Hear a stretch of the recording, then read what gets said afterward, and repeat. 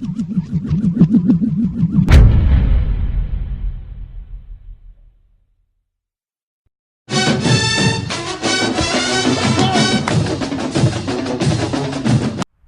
inside the Naimoli Family Baseball Complex for the 12th edition of the Knights Baseball Roundup. I'm Ryan Uhlich, standing by the F2 baseball coach, Gary Puccio.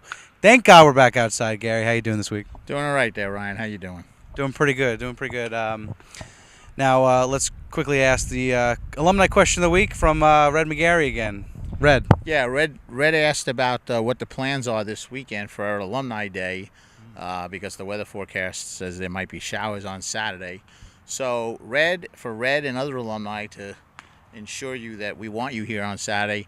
If we do have rain, we will have an indoor ceremony, as we did a couple of years ago in the fitness center. So all situations for alumni on Saturday are on. God willing, it'll be a nice day and we'll be outside. If for some reason it isn't, we will be inside. So Red, I appreciate the question because it's that chance to tell all the alumni, come out and support us on Saturday. Indoors in the Stratus Lounge? In the fitness center. Fitness center. All right. Okay, good. Now let's talk about this past weekend. Crucial series against LIU Brooklyn. Game 1 was an offensive-powered game, 8-7. Eric Snyder came in and got his 6th save of the season, 2 1/3 innings worth of a save. Really nailed it down. But the offense showed up definitely in Game 1. Give me some thoughts about that. And Ryan McDonald also getting his first career win, which is big too. Yeah, I thought we played really well. We actually led like 8-2. And then in that 7th inning, we just couldn't get out of the inning. I had used Khaleesi and Yona, and we weren't getting out of the inning, and it was bases loaded. And I brought in Snyder for the longest save I've ever brought Snyder in for in my life. And, bottom of the 9th, he got to 2nd and 3rd, 1 out, struck out the next 2, which was only 2 strikeouts of the day. The kid's just money in the bank, and we had to have that win to give us a chance. That actually put us back in the playoff hunt, so it was important, and very proud of him. And the offense, as you said, we hit well that day. We did a lot of good things. We were marching, and I think that was our 6th win in 8 games, and things were looking up. And then the next day, tragedy kind of struck. Well, let's talk about that quickly. Started off pretty well. I believe a 3-run 7th for the Knights, take a 3-0 lead. Joe Flagg again having a great performance, lasting 5 innings, I believe, with no runs, and then gave up 2 in the bottom of the 6th, correct, I believe. And and then 7-inning game, and Dylan Sprague had a crucial error on what should have been a game-ending double play, but with Eric on the mound again for that. Well, so that was probably, I don't know how smart that was or wasn't. And I thought about that. I mean, it was a 0-0 game, top of the 6th, the 7-inning game. We scored 3 in the top of the 6th, did a real nice job. Joe went out there, gave up 2 in the bottom of the 6th. I felt he was getting tied. It was 3-2 going to the 7th. And had we won that game, now we're in a tie for the playoff spot, right, and with 10 games to go. And I was like, well, if I'm going to lose, I'm going to lose with my best, even though he was coming off an incredibly long performance the day before. But there's a reason he's Eric Snyder, and there's a reason I believe in him. The kid's been unbeatable. So I did bring him in. He was wild. He walked the first hitter. He definitely struggled. But we came down to 1st and 2nd, 1 out, and we got a 1-hopper at Dylan, and unfortunately he booted it, and it led to us losing the game. But, kids are going to make errors in certain spots. It's part of the game. Dylan Sprague's had a phenomenal year for us. He's had a phenomenal 2 years for us. So I have nothing but the highest praise of the kid. Sometimes just the wrong thing happens at the wrong spot. It's amazing how a whole season comes down to that play, because being a young team, we just never recovered from that.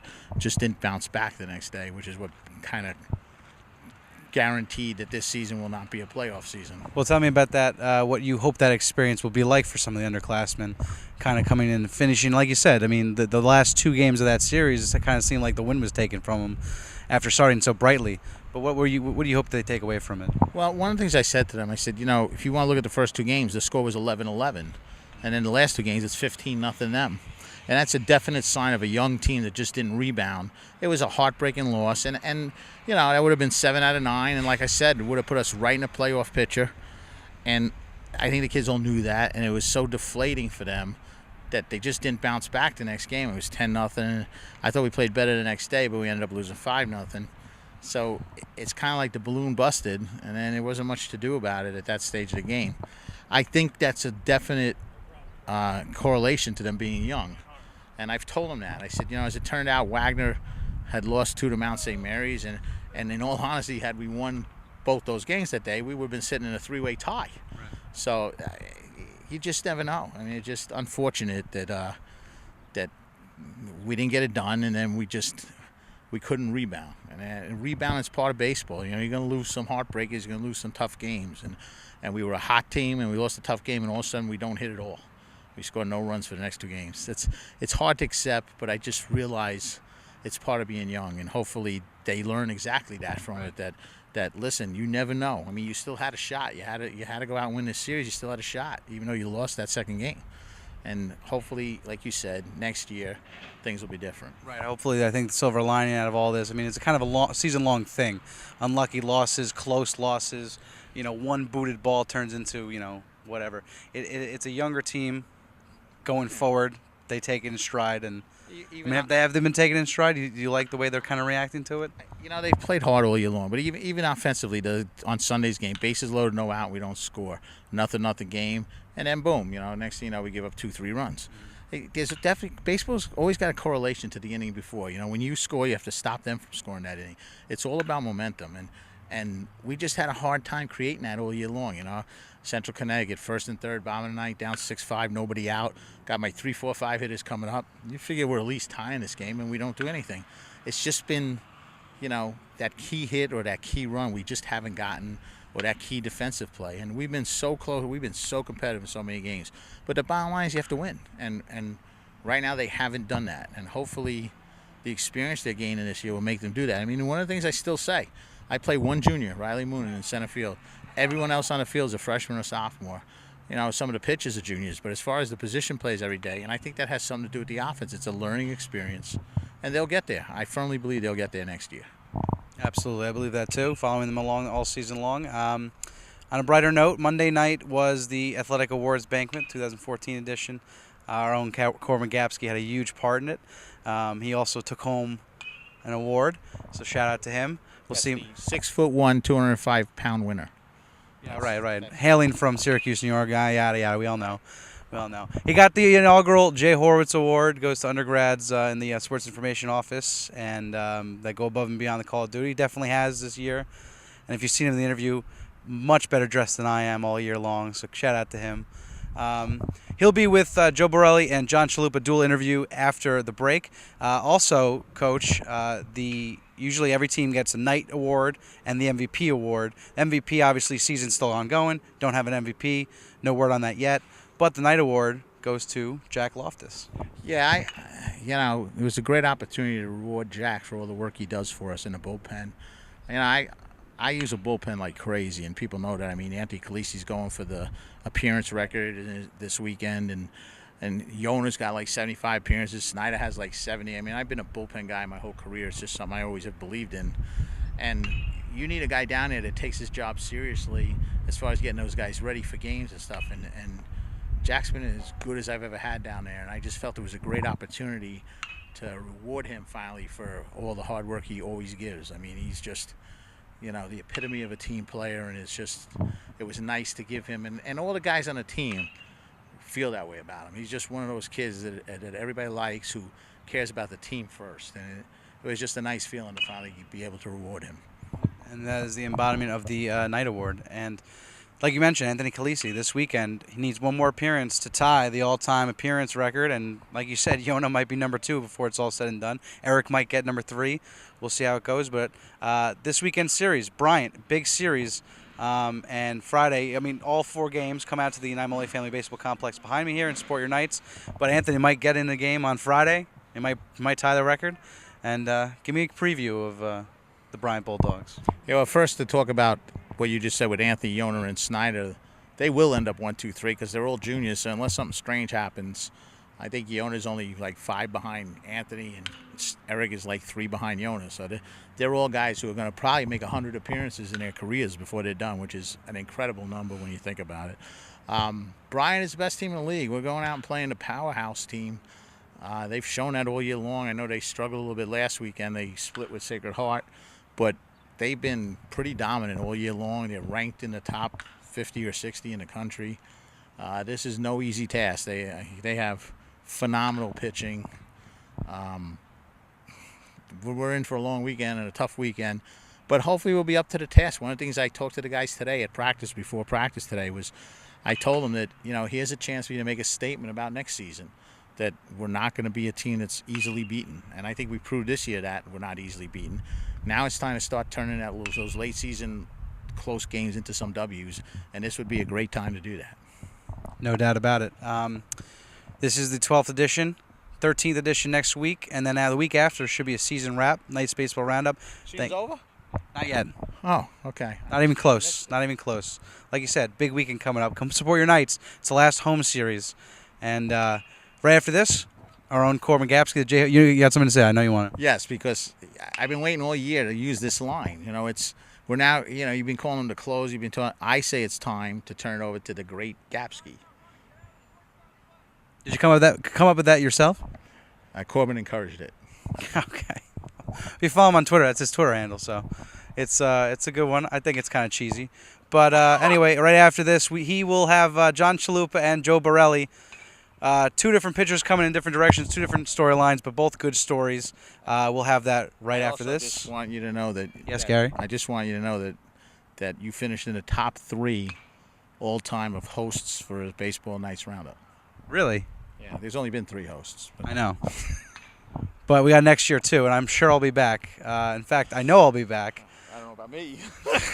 No, we got next year. Next year will be good. Nice fans, thank you all season long for sticking with us. We got 2 more shows, at least, but probably 2. Corbin coming right after this with John and Joe. Stick around. Thank you for watching this week's Nice Baseball Roundup.